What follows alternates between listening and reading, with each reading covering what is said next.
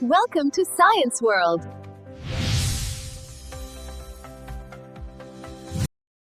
السلام عليكم ورحمة الله وبركاته. ازيكم حبايبي أبطال جريد 4؟ معاكم مصطفى. هنحل إن شاء الله النهاردة مع بعض lesson 3 concept 4.1. يلا بينا نبدأ بسم الله. Number 1. The breaking of rocks into smaller particles without changing their properties is called. طالما هو قال لي without changing their properties يعني معنى كده إن الخصائص بتاعة الروكس زي ما هي، كل اللي حصل إنها اتكسرت لأجزاء صغيرة وما حصلش كده أي chemical reaction، فتبقى دي mechanical weathering. Number 2. Which of the following doesn't cause mechanical weathering؟ بيقول لي doesn't cause. طبعا الميكانيكال weathering الفاكتورز اللي بتاعتها عندنا 4 factors للميكانيكال weathering: water, wind, plant roots and temperature. يبقى البلانت روتس معانا والwind معانا والwater معانا، لكن الاسيد رين دي تبع الكيميكال weathering. Number 3.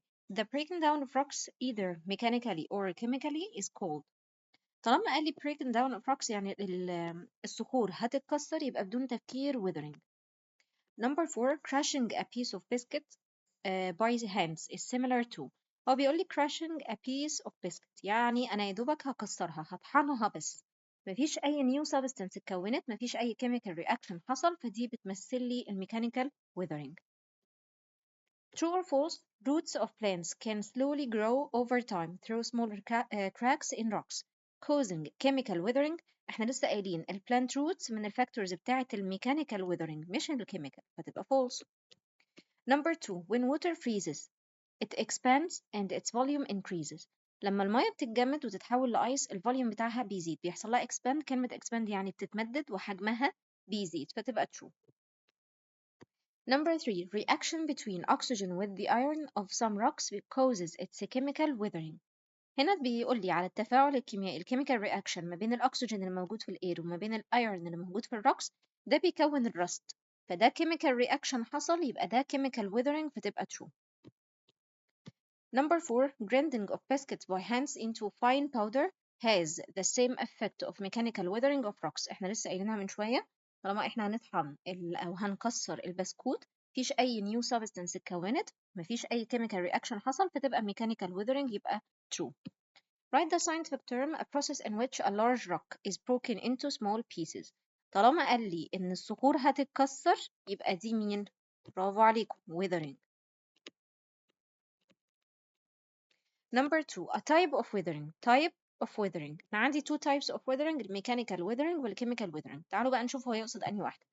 That takes place in rocks and can be explained by pressing strongly on cubes of sugar until it becomes powder. يعني يا دوبك إن أنا هطحنها بس هكسرها، تبقى دي بتمثل لي الميكانيكال weathering.